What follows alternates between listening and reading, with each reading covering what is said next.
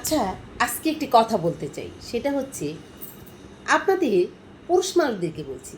আপনাদের যাদের স্ত্রীরাই ধরুন জব করে, তাদের সাথে আপনারা কখনো একটি জিনিস নিয়ে বাঁচবেন না। সেটা হচ্ছে আপনার স্ত্রী ধরুন জব করছে, সে সংসারে টাকা দিচ্ছে না, সেটা নিয়ে আপনারা সংসারে ঝামেলা করছেন, ঝগড়া করছেন, কেন টাকা দিচ্ছেন না।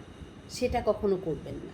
কেননা স্ত্রী মানুষরা আসলে প্রথম অবস্থাতে টাকা জমায়, তারপর যখন স্বামী কোনো বিপদে পড়ে, সন্তান কোনো অসুস্থ হয়, শ্বশুর শাশুড়ির কোনো সমস্যা হয়, তখন সেই নারীটাই আবার টাকাগুলো বের করে তার স্বামীর হাতে দেয়।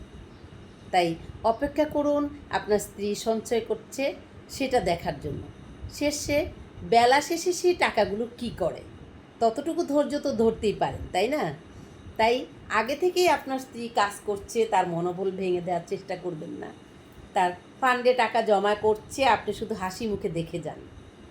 আপনার যখন প্রয়োজন হবে, আপনি যখন সবচেয়ে বেশি বিপদগ্রস্ত থাকবেন, তখন আপনার স্ত্রী টাকাটাই আপনার কাজে লাগবে।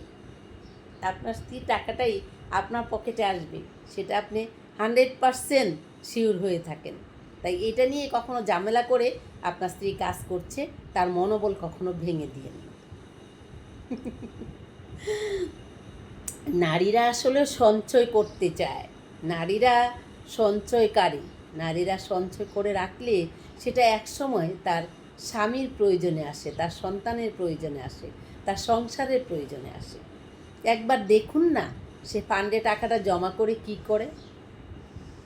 তাহলে আপনাদের স্ত্রীরা যখন জব করবে, আপনাদের স্ত্রীরা যখন কাজ করবে, তাদের টাকাটা যখন সংসারে দিবে না, তারা যখন সঞ্চয় করবে, তখন একটু চুপ করে ধৈর্য ধরে থাকুন আর দেখুন তার ফান্ডের টাকাটা কোথায় যায়।